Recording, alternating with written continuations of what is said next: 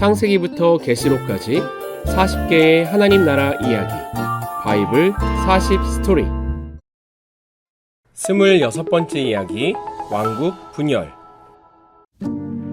하나님께서는 하나님의 은혜로 솔로몬이 왕이 되게 하셨고 이스라엘을 강한 나라가 되게 하셨는데 솔로몬 왕은 하나님의 은혜를 잊어버리고 하나님 앞에 죄를 짓고 말았어요.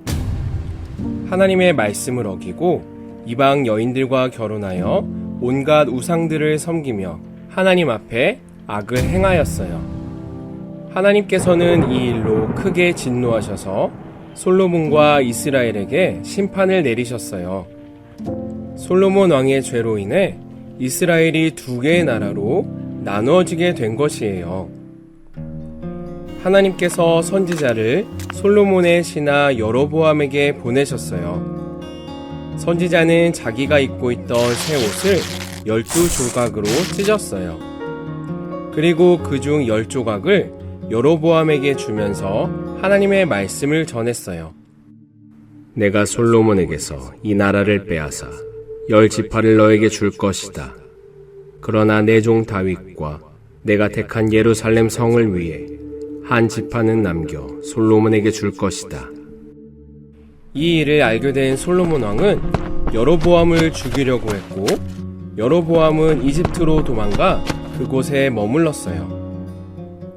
세월이 흘러 솔로몬 왕이 죽고 뒤를 이어 솔로몬의 아들 르호보암이 왕이 되었어요. 그동안 솔로몬의 통치 아래에서 고된 노역과 무거운 세금으로 힘들어했던 이스라엘 백성들이 르호보암 왕에게 찾아가 말했어요. 왕께서 우리의 노역을 가볍게 해주신다면 우리 모두가 왕을 섬기겠습니다. 나이 든 신하들은 르호보암 왕에게 백성들의 말을 들어주기를 조언했지만 르호보암은 그들의 충고를 듣지 않고 젊은 신하들의 조언을 따라 백성들에게 더욱 포악하게 말했어요. 내 아버지는 너희에게 힘든 일을 시켰지만 나는 너희에게 훨씬 더 힘든 일을 시킬 것이다. 이스라엘 백성들은 새 왕이 자기들의 말을 듣지 않고 더욱 포악하게 말하자 화가 나서 말했어요. 사실 우리는 다윗의 집안과 아무 관계가 없소. 다윗의 아들이여, 이제 너의 가족이나 다스려라. 이스라엘 백성들이여, 이곳에서 시간 낭비하지 말고 그만 우리 집으로 돌아갑시다. 하나님의 심판의 말씀이 이루어졌어요. 온 이스라엘 백성이 르호보암에게서 마음을 돌려 여로보암을 이스라엘의 새 왕으로 세우고 그를 섬겼어요. 그리고 오직 유다 지파와 베냐민 지파만 르호보암을 왕으로 섬겼어요. 이때부터 이스라엘은 북쪽 이스라엘과 남쪽 유다로 나뉘어졌어요. 그럼 이제 북이스라엘과 남유다의 이야기를 각각 살펴볼 거예요. 먼저 북이스라엘을 살펴볼까요? 북이스라엘 10지파는 여로보암이 다스렸어요. 하나님께서는 여로보암에게도 은혜를 베풀어 주셔서 하나님의 율법과 계명을 잘 지키면 그의 집안에서 계속 왕이 나오게 할 것이라고 약속하셨어요. 하지만 여로보암은 하나님의 말씀을 어기고 자기 생각대로, 자기 방법대로 나라를 다스렸어요. 당시 북이스라엘 백성들은 여전히 남유다에 있는 예루살렘 성전에 가서 하나님께 예배를 드리곤 했는데 여로보암 왕은 이를 못마땅하게 여겼어요. 이러다 내 백성들의 마음이 모두 남유다로 향하겠군. 그래서 여로보암 왕은 금송아지 2개를 만들어 하나는 베델에 두고 하나는 단에 두고는 백성들에게 이 금송아지가 우리를 이집트에서 인도한 하나님이라고 말하며 그곳에 가서 예배를 드리도록 했어요. 이 일은 이스라엘 백성들을 우상 숭배하도록 하는 일이었기 때문에 하나님 보시기에 매우 악한 일이었어요. 북이스라엘은 초대왕 여로보암을 시작으로 모두 19명의 왕이 나왔어요. 왕의 정통성이 없었기 때문에 왕의 자리를 놓고 다툼이 많이 일어났고 왕의 가문도 여러 번 바뀌었어요. 그런데 그중 선한 왕은 단 한 명도 없었어요. 모두 악하여 우상을 섬기며 하나님께 불순종하였어요.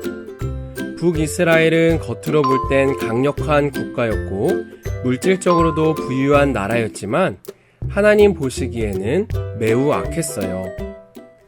하나님께서는 여러 선지자를 보내 북이스라엘의 멸망을 경고하셨지만 백성들은 하나님께 끝내 돌아오지 않았어요. 결국 하나님께서는 BC 721년에 아수르라는 나라를 통해 북이스라엘을 멸망시키셨어요. 이제 남유다를 살펴볼까요? 남유다는 솔로몬의 아들 르호보암을 시작으로 모두 20명의 왕이 나왔어요. 남유다는 하나님께서 다윗에게 약속하신 대로 다윗 가문에서만 계속 왕이 나왔어요. 남유다의 초대 왕이었던 르호보암도 나라가 견고해지고 세력이 강해지자 하나님의 율법을 따르지 않고 불순종하였고 백성들도 점차 하나님의 말씀을 버렸어요.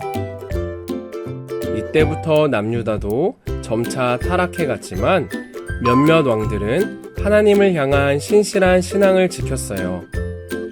그래서 선한 왕들이 통치할 때는 하나님께서 함께 해주시고 은혜를 베푸셨어요. 하지만 남유다 역시 점차 이방의 우상들을 들여와 숭배하며 하나님 앞에 악을 행했어요. 심지어 자기 아들을 불살라 제물로 바치는 이방신 몰록을 섬기기도 했어요.